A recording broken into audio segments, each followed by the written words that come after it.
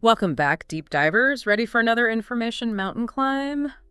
You guys sent in some seriously cool stuff for today. We're talking about a new trading card game called Tools Titans, and someone out there has given us an early look at, well, how they plan to roll it all out. They've shared a bunch of documents about their launch model, and it's pretty fascinating stuff. Yeah, we're talking 64 characters, multiple factions, corrupted versions.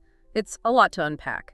So today's mission is to understand just how this hybrid launch model, as they're calling it, actually works. Where do they even begin with 64 unique characters? Well, they start with a really structured approach, rolling out new content every 3 months.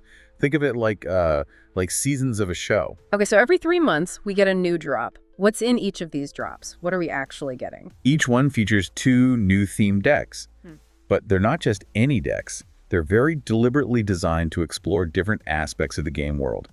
First, you have what they call a type synergy deck. So like a deep dive into a single Titan and everything that makes them unique. Exactly. It's not just a deck that has that character. It's a deck built completely around their core identity, like their trade, their elemental alignment, their unique playstyle, the whole package. So it's like a really focused look at one piece of the game's puzzle, one character at a time. Precisely. And it's a great way to, really delve into a specific theme or mechanic. For example, they talk about a Titan named Verdacia. Verdacia. Isn't that the sustainability one? Yep, exactly. The Verdacia deck is all about sustainability and mechanically revolves around bioenergy, regrowth, things like that. So you're not just playing Verdacia, you're playing the whole concept of sustainability through their mechanics. That's pretty cool. And then alongside this type synergy deck, you get the second part of the quarterly release, a character rivalry deck. Yeah. This is where things get, a bit more heated. Yeah, these are the head-to-head matchups, right? The classic Titan versus Titan clashes. Right, but it's not just any random pairing. These decks focus on 2 Titans who have some kind of fundamental opposition, whether it's a direct rivalry, conflicting philosophies, or even 2 sides of the same coin. So like good versus evil, or order versus chaos, that kind of thing? Exactly. And they're designed to really highlight that dynamic tension between the 2 Titans. It's not just about putting 2 characters in a box together. It's about exploring their conflict. They give the perfect example with Solaritan versus Fuser. Oh yeah, those 2 are practically polar opposites, right? Yeah, Solaritan embodies sustainability and reflection, light and life. Fuser, on the other hand, is all about corruption and meltdown. You can immediately see the built-in conflict. It's like 2 sides of an argument built right into the deck itself. Now, the source material actually gives us a projected release schedule for like the first 2 years of the game, right? It does, and it's laid out across 8 quarters, which is really interesting. You can see how they're carefully planning to introduce different elements of the game world, the characters, the mechanics. It's all very methodical. So give us a rundown. What's on the roadmap? Okay, so in quarter 1, as we just mentioned, we have Verdacia, the solo deck, and then the Solaritan versus Fuser rivalry deck. Yeah. Sustainability versus corruption set the stage right from the beginning. Okay, what about quarter 2? What comes next? Quarter 2 brings us Kleptorix for the synergy deck, and then Glyphia versus Rivgor for the rivalry. The theme there is salvage versus erasure. Salvage versus erasure. Wow, that's pretty heavy. And it looks like this pattern continues with each quarter introducing new Titans and new themes. It does. Quarter 3 features Hydrina and the Arvana versus Vinelash rivalry, Hydropower versus Corrupt Wind. Then quarter 4 shifts to Mirix with the Obscuron versus Nimbrol rivalry, which is all about time versus illusion. So even just in the first year, we see all these different elements of the game coming into play, and it continues, right? Oh yeah, it keeps rolling out. Quarter 5 gives us Calypsis and Zinthari versus Splicker, a theme of secrets and sabotage. The quarter 6 brings the heat with Thermodra and the Technias versus Voltessence rivalry, which they're calling Overdrive versus Patience. Overdrive versus Patience. That's a cool way to frame a mechanical conflict. Okay, what about the final 2 quarters? Quarter 7 has Tarnavar, and then Constructus versus Rostara, Fortress versus Manipulation, and finally, quarter 8 rounds out the first 2 years with Etherlin and the Graphlix versus Sawwraith rivalry, showcasing Linkcraft versus Shredding. So they're literally unfolding the game piece by piece. Each quarter is like a new chapter, introducing more characters, more lore, more mechanics.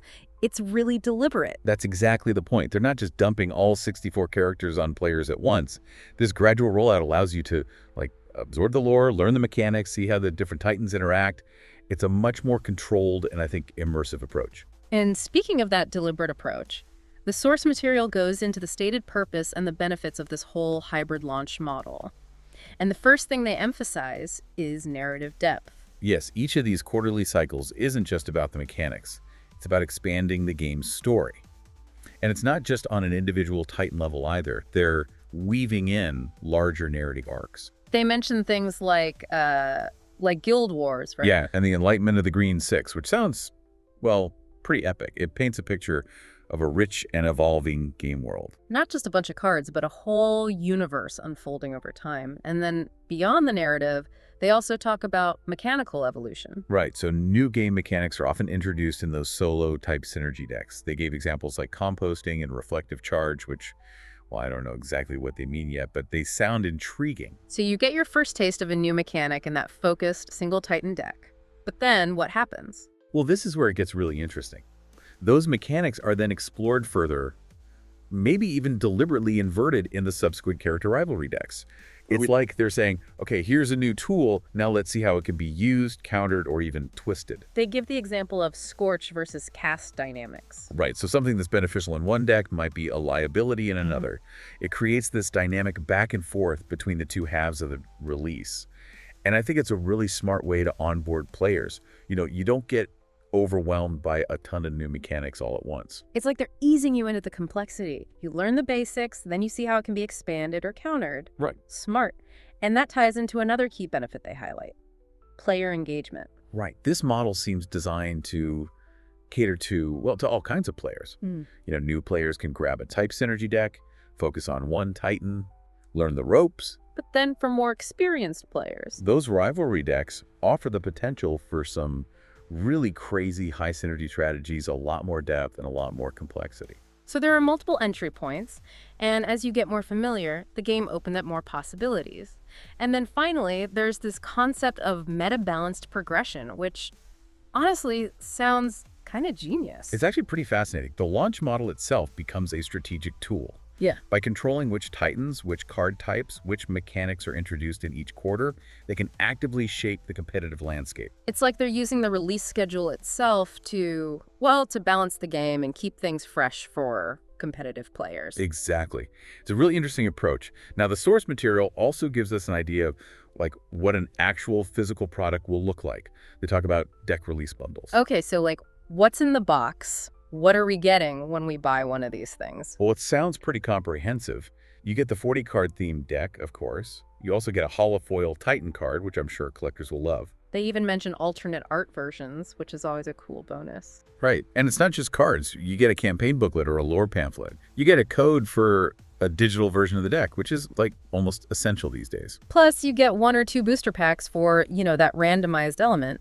And there's this really neat touch, a bonus unique task or event card that's tied to the narrative arcs. It really makes each release feel like more than just, a couple of decks. It's a whole package designed to immerse you in the world. So with this fascinating structure in place, let's talk about the real stars here, the Titans themselves. Let's do it. The source specifically calls out what they call the main 12-tool Titans, and they specifically say excluding Solaritan for now. Right. So it seems like these 12 are the foundation, the core, the whole thing. They each embody a real-world trade, but, with this mythic industrial twist. And they're all designed with unique mechanics, elemental connections, and, well, they all have their roles to play in the story. So, you're not just picking a cool character. You're choosing a playstyle and a piece of the lore. Precisely. It's all connected.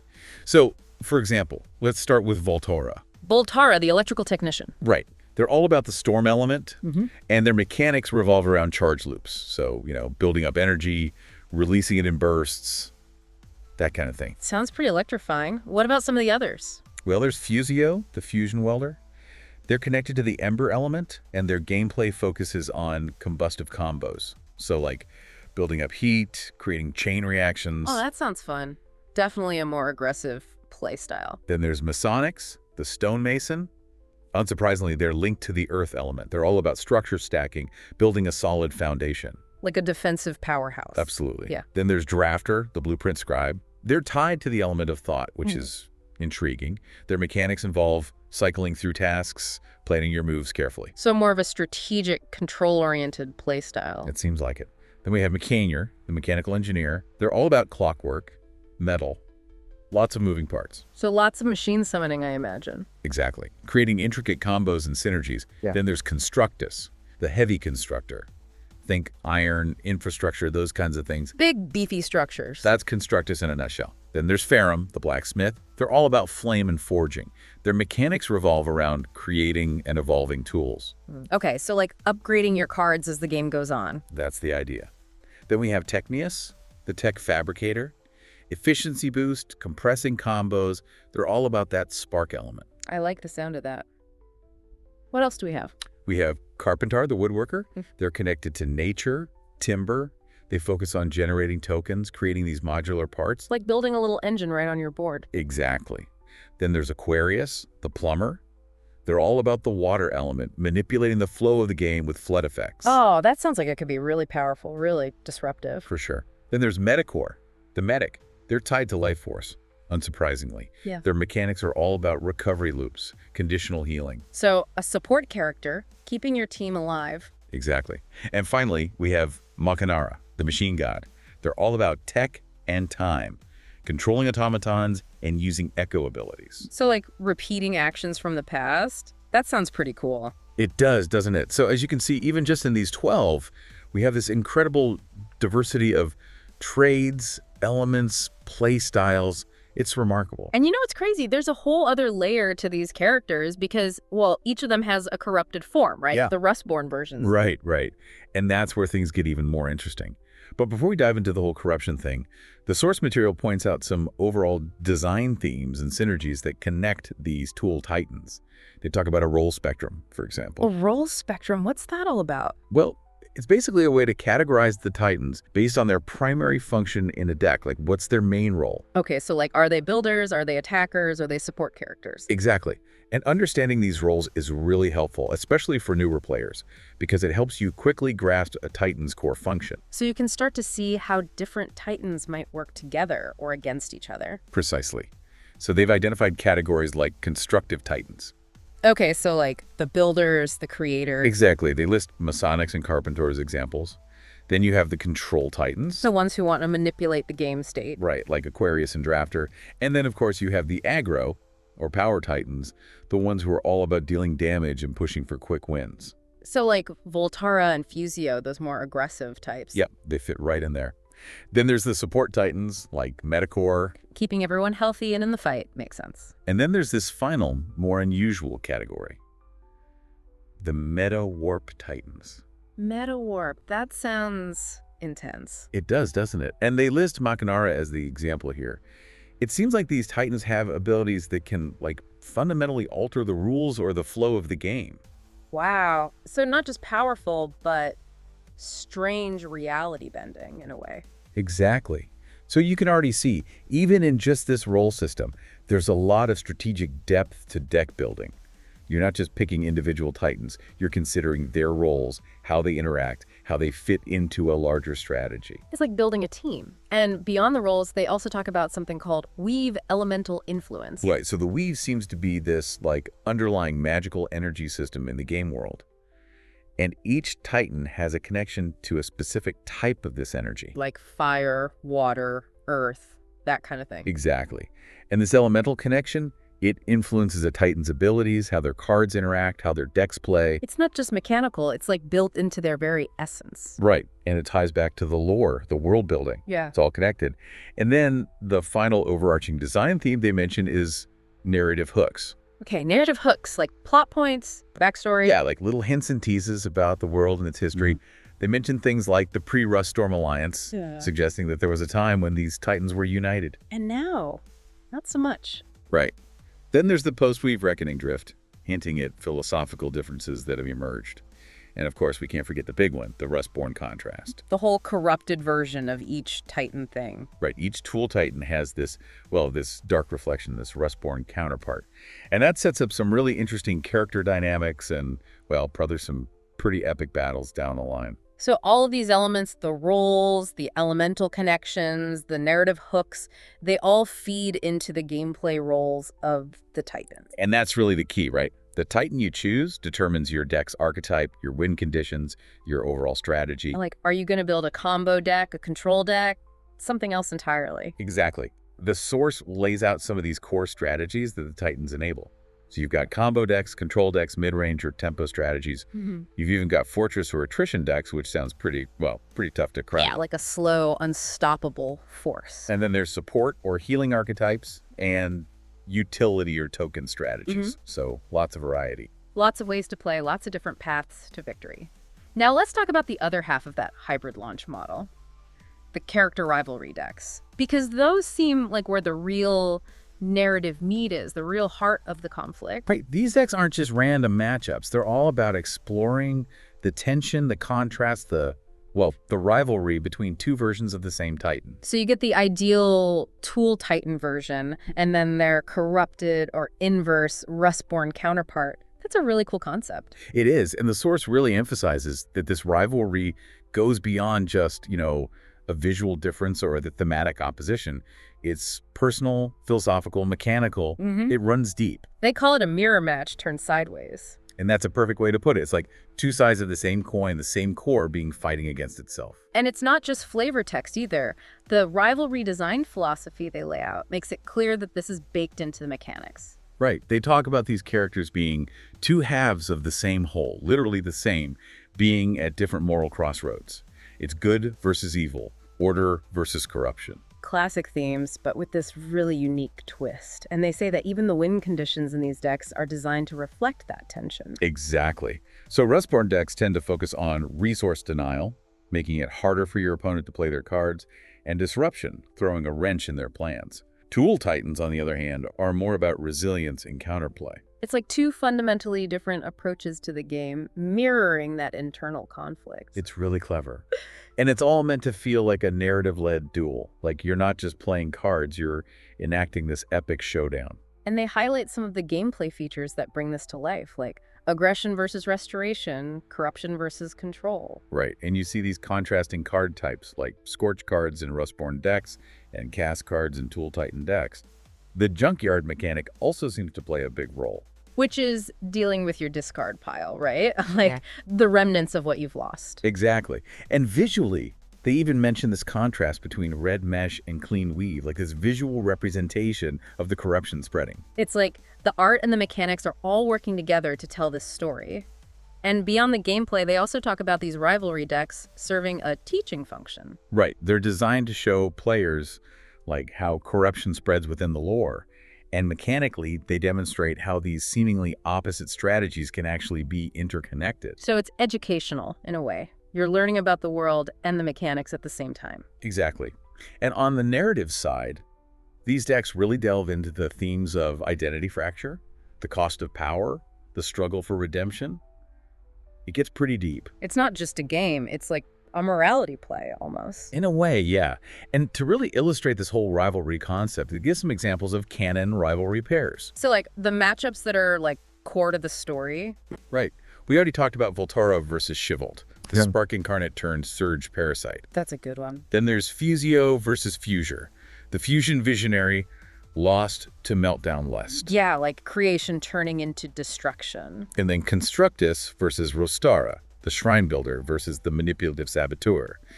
These examples really solidify that mirror match turn sideways idea. You can see how those rivalries are both personal and thematic. It's really clever.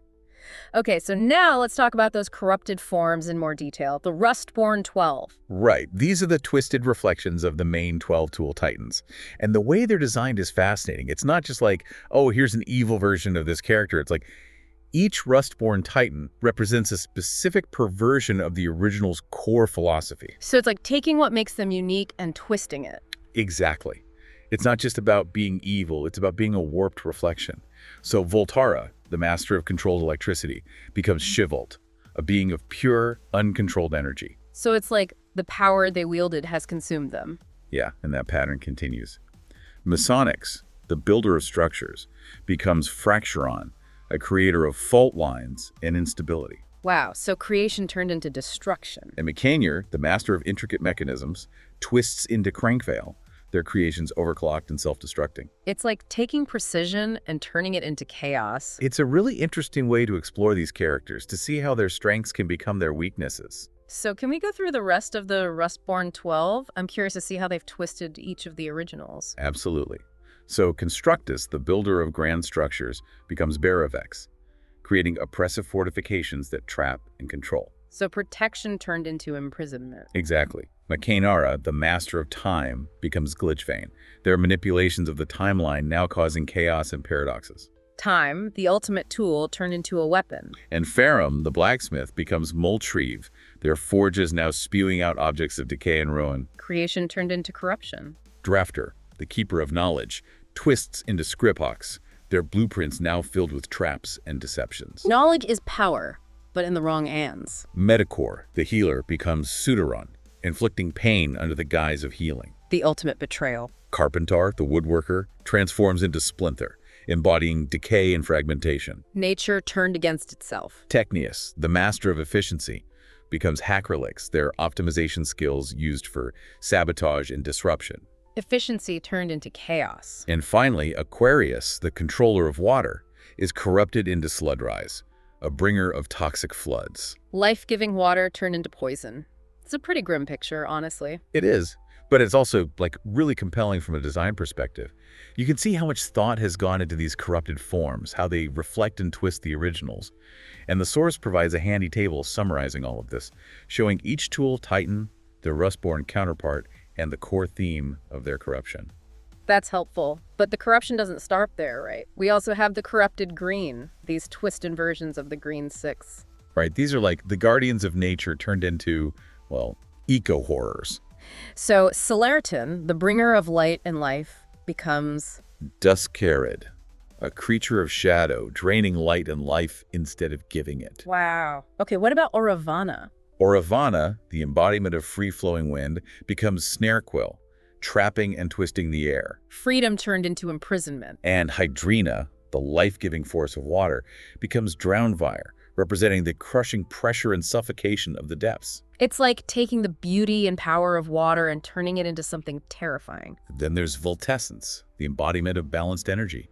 They become Short Veil, hoarding energy, creating dangerous imbalances. Balance turned into greed. Teravul, the steady heart of the earth, is corrupted into Crustmore, representing the earth collapsing in grief and mourning. Stability turned into sorrow. And finally, Verdacia, the champion of growth and renewal, becomes Rotbrand, twisting the cycle of life into parasitic decay. New life turned into death. It's a pretty bleak picture. It is, and the design philosophy here really emphasizes these characters as warnings about imbalance, about what happens when the forces of nature are twisted and corrupted. And mechanically, they're designed to disrupt and counter the original Green 6 archetypes. So it's like the corruption is spreading, and even the forces of nature aren't immune.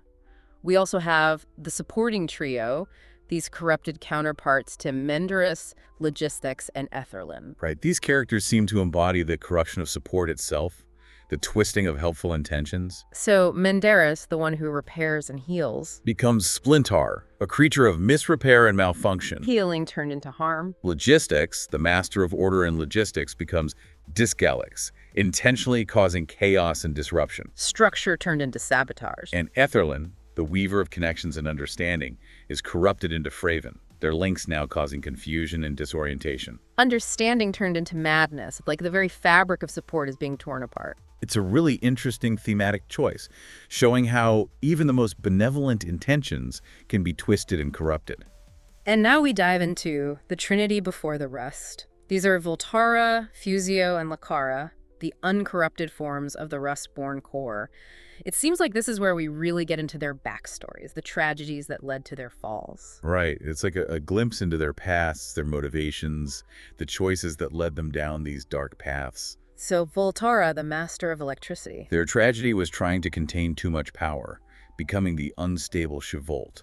It's like the power they sought to control ultimately consumed them. And Fusio, the fusion welder, the visionary. Their pursuit of perfect unity, of a world forged together, led to a catastrophic meltdown. They became Fusure, a being of pure destructive energy. The desire for unity twisted into obsession. In Lakara, the one who built trust and connections, their faith was shattered, leading them to become Rustara, the manipulative saboteur. Trust turned into control. These are some really powerful themes, really tragic falls from grace. They are. And it highlights that these Rustborn Titans aren't just mindless monsters. They were once something else, something better. And that makes their stories even more tragic. Okay, so next we have the tool-touched origins of the Rustborn Quinn Trinity. This group includes Printheon, Erglin, Codevance, Visvalder, and Revenel. They're the origins of Centera, Vainlash, Rivgor, Boilgrim, and Nullspore, right? Exactly. And these stories seem to be all about mobile ideals pushed too far, twisted into something monstrous. So Printheon, the master of creation. Their desire for perfect creation led to becoming Centera, a being of generative errors and corrupted designs. It's like the pursuit of perfection led to imperfection. The irony is palpable, and Erglin, the controller of the winds. Their attempts to control the winds result in Vainlash, a bringer of chaotic storms. Control turned into chaos. Makes sense. What about Codevance, the logician, the one who sought order? Their quest for absolute precision corrupted their logic, turning them into Rivgor, a being of fractured thought and distorted reality. Order turned into madness. And Visvalder, the one who suppressed their fury, their rage, their attempts to control those emotions backfired spectacularly, leading them to become Boilgrim, a being of pure, unbridled rage. So suppression only made it worse. It seems so. And finally, Revelio, the one who sought to nurture and regrow life. Their obsession with this goal twisted them into Nullspore, a creator of parasitic life forms. Life-giving turned into life-stealing. It's a chilling thought. It is, and it really highlights this idea that even the most well-intentioned goals, when taken to an extreme, can have devastating consequences. And that seems to be the overarching theme here, right? The philosophy of corruption. These weren't inherently evil beings. They were driven by ideals, by desires. But those ideals were twisted, corrupted, pushed too far. And that's what led them to become the monsters they are now. It's a powerful message, really. It is. Okay, so moving on, we have the Purified Echo. This group includes Pyridon, Magnalore, and Synaptor. They're the uncorrupted forms of the corroding triad, right? Exactly. And these stories seem to focus on how those who once held dangerous forces in check ultimately fell to those forces. So, Pyridon, the master of controlled flame. They became Ashvikar, a being of pure, destructive fire. It's like the flame they once held back now consumes them completely. Control turned into annihilation. And Magnalore, who balanced attraction and repulsion, their powers became inverted, turning them into Coravane, a force of pure, destructive magnetism. Balance turned into chaos. And Synaptor, the one who gently weaved thoughts and emotions, they became Murmurflux, a being of madness and psychic torment. So their connection to the minds of others became a weapon. It seems so. And the design philosophy here is really about contrast, about showing the noble purpose these titans once served and then the horror of what they've become. It's like a cautionary tale about the dangers of unchecked power. Exactly. Okay, so next we have the Fractured 10, the Rustborn counterparts to the Denizen of 10. These sound a bit different from the others. Yeah, the source material says that their corruption is more subtle, more insidious. It's not so much about brute force as it is about twisting meaning and perception, causing entropy and confusion. So it's like a more psychological kind of corruption. Yeah, like attacking the mind rather than the body. So we have Glyphea, who becomes Garfoil, a creature of distorted memories and forgotten histories. So the past is no longer reliable. Kleptorix, the one who salvages and repurposes, becomes Ruin Thief, stealing not just objects but also meaning and value. So everything loses its worth. Velamine, the weaver of beauty and harmony, becomes Snarbel, their creations now discordant and unsettling. Beauty turned into ugliness. Mirix, the master of time, becomes Freydic, their manipulations causing temporal anomalies and disrupting the flow of events. Time itself becomes unreliable. Fuscandra, the embodiment of shadow and mystery, becomes Smokle, their darkness now choking and suffocating. Mystery turned into oppression. Calypsis, the keeper of secrets, becomes Vaultmire, twisting knowledge into dangerous obsessions. So secrets become traps. Nimbrel, the bringer of joy and amusement, becomes Fretwake, their laughter now echoing with anxiety and dread. Joy turned into fear. Ossarin, the guide through the unknown, becomes Gravex, leading others astray into dangerous and unpredictable realms. Guidance turned into misdirection. Carnivar, the builder of fortifications, becomes Draver, their walls now designed to isolate and divide. Protection turned into isolation. And finally, Zinthari, the master of illusion,